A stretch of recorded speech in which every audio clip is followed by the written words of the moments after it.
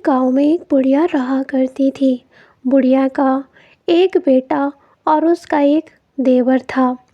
बुढ़िया बहुत ही ज़्यादा चालाक थी। तभी वो अपने बेटे से कहती है, क्यों बेटा, काम कैसा चल रहा है खेतों में, सब ठीक है ना? तभी उसका बेटा कहता है, हाँ माँ, सारा काम बहुत अच्छा चल रहा है। इस बार हमारी फसल बहुत ही ज़्यादा अच्छी होने वाली है। इसके बाद वो बुढ़िया अपनी देवर से कहती है, और तुम बताओ, तुम क्या कर रहे हो? तभी वो कहता है, अरे मैं तो बूढ़ा हो गया हूँ, मुझसे अब मेहनत नहीं होती भाभी। तभी वो बुढ़िया अपने बेटे को सिखाने लगती है और कहती है, बेटा, ये बूढ़ा हो चुका है, अब इससे काम नहीं होता और मुफ्त की रोटियां तोड़ रहा है। हाँ माँ, मैं भी आपसे यही कहना चाहता था, इसका हमें कुछ करना पड़ेगा। तभी वो बुढ़िया उस अपने बेटे से कहती है, ऐसा करो, तुम इसको ले जाके जंगल में छोड़ आओ और वहाँ से भाग आना, फिर अपने आप रह लेगा। इसके बाद दूसरे दिन उस बुढ़िया का बेटा अपने चाचा को लेकर जंगल की ओर चला जाता है। वह उसे एक जगह खड़ा कर कर कहता है, चाचा आप यहीं रुको, मुझे थोड़ा सा यहाँ के पास के गांव में काम है, मैं जल्दी ही वापस आ जाऊँगा। ऐसा कहने के बाद वो वहाँ से चला जाता है, लेकिन काफ़ी देर हो जाती है और वो वापस नहीं लौटता। यह सब देखकर बेचारा वो बहुत ही उदास हो जाता है और धीरे धीरे वो उसी गांव में भीख मांगकर खाने लगता है और जो भी भीख उसे मिलती उसे भोजन के रूप में ग्रहण करके वो अपनी टूटी फूटी झोंपड़ी में सो जाया करता। लेकिन कभी कभी उससे खाने के लिए कुछ भी नहीं मिलता था। ऐसे ही एक रोज़ जब उसे खाने के लिए कुछ नहीं मिला तो वो एक पेड़ के नीचे बैठ के सोचने लगा, ये गांव के लोग कितने बुरे हैं, मुझे खाने के लिए ठीक से कुछ देते भी नहीं हैं। पता नहीं मेरा जीवन कैसे व्यतीत होगा। काश मेरे पास बहुत सारा पैसा आ जाए, फिर देखूंगा मैं इन लोगों को। ये कहने के बाद वह सोचने लगता है कि उसे क्या करना चाहिए।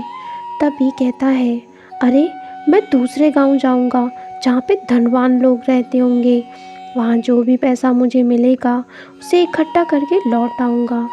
इसके बाद वो उस गांव से दूसरे गांव जाने के लिए निकल जाता है। रास्ते भर वो पैदल चलता ही रहता है। रास्ते में उसे कई गांव मिलते हैं, लेकिन वहाँ उसे कोई धनवान दिखाई नहीं देता, तो वो उन गांव को छोड़कर भी आगे ही चलता जाता है। तभी वह जंगल में पहुंच जाता है। उसे वहाँ दिखाई देता है एक साधु, जिसके पास एक गाय बंधी हुई थी। वह गाय एक चमत्कारी गाय लग रही थी, जिसे देखते ही से ही ऐसा लग रहा था मानो वह कोई चमत्कारी गाय है। और ये सब वह भिखारी एक पेड़ के पीछे से छुपकर देखता है। वह सोचता है, क्यों ना वह यह गाय साथ ले जाए।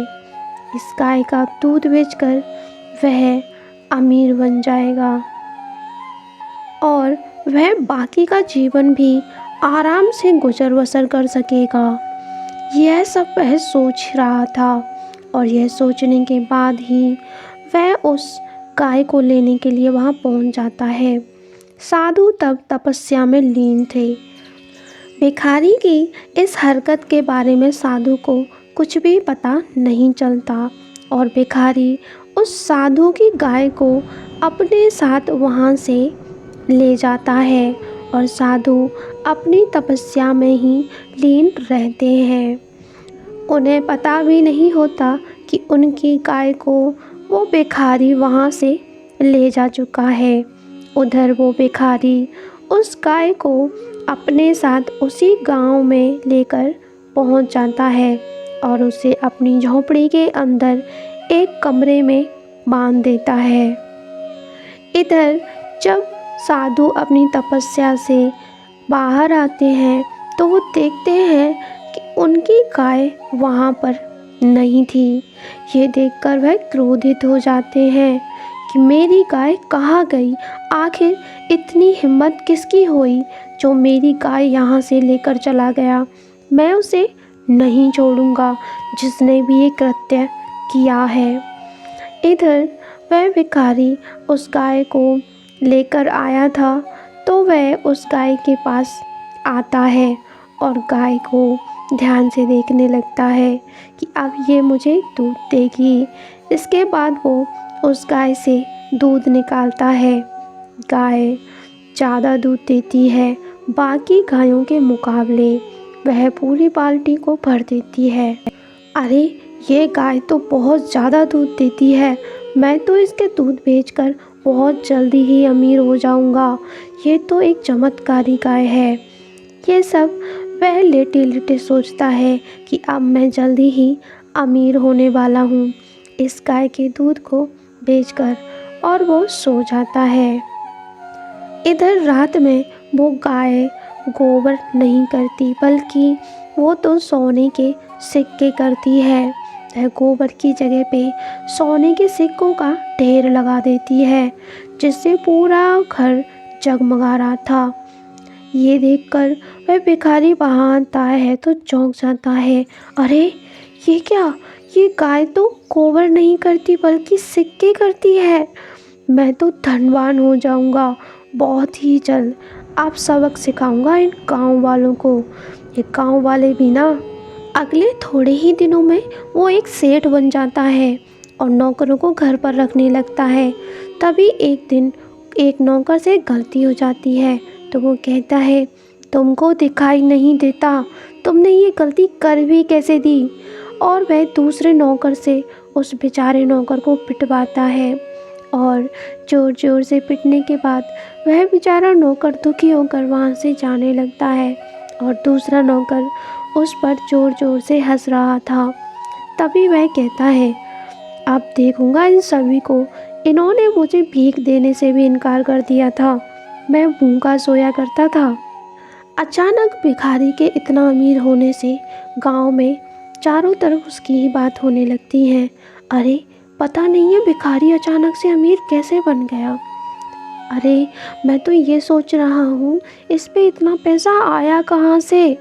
अरे मुझे नहीं पता, मुझे तो आज उसने मार कर भगा दिया। मेरे से बस एक छोटी सी गलती हुई थी, इसकी वजह से मुझे बहुत पीटा। अरे तुम चिंता मत करो, आज मैं इसका पता लगा के रहूँगा कि आखिर ये पैसा आया कहाँ से। इधर वो साधु राजा के पास दरबार में पहुँच जाते हैं, तो राजा कहते हैं, अरे साधु जी, आपका यहाँ आना कैसे हुआ। मुझे यदि आपको किसी चीज़ की आवश्यकता थी तो आप मुझे बुला लेते, मैं ज़रूर आता। नहीं राजन, मेरी गाय को किसी ने चोरी कर लिया है और मुझे पता चला है मेरी गाय आपके ही राज्य में है, मुझे मेरी गाय चाहिए। ये सुनने के बाद राजा कहता है, क्षमा करिए साधु जी, यदि आपकी गाय मेरे राज्य के किसी इंसान ने चुराई है तो मैं अवश्य ही उसे लौटा दूंगा। तभी साधु कहते हैं, राजन, अगर मुझे मेरी गाय नहीं मिली तो मैं इस राज्य को श्राप दे दूंगा। ये सब सुन के राजा कहता है, आप चिंता ना करिए। दूसरा उसी रात वह व्यक्ति उस भिखारी के घर पर पहुंच जाता है। वह चुपके से उसके घर पर जाता है। तब वो भिखारी सो रहा था। वह दबे पाँव उसके घर के अंदर चला जाता है। जब वो उसके घर के दूसरे कमरे में पहुंचता है तो देखता है कि वहाँ पर एक गाय बंधी हुई थी, जो कि गोबर की जगह सोना दे रही थी। अरे ये गाय तो चमत्कारी गाय है, ये तो सोना दे रही है, तभी ये भिखारी इतना अमीर हो गया है। इसके पास ये गाय आई कहाँ से, मैं ये बात राजा को ज़रूर बताऊंगा। तभी दूसरे ही रोज सुबह होते ही वह व्यक्ति उस राजा के पास पहुंच जाता है। अरे सोहन, तुम्हारा आना कैसे हुआ। राजा साहब, मैं आपके लिए खबर लाया हूँ, यहाँ पे एक चमत्कारी गाय है उस भिखारी के यहाँ पर, और वो सोना भी देती है। अच्छा, वो एक साधु की गाय है। तभी वह अपने सिपाही को वहाँ बुलाते हैं और उस भिखारी के घर पर भेज देते हैं।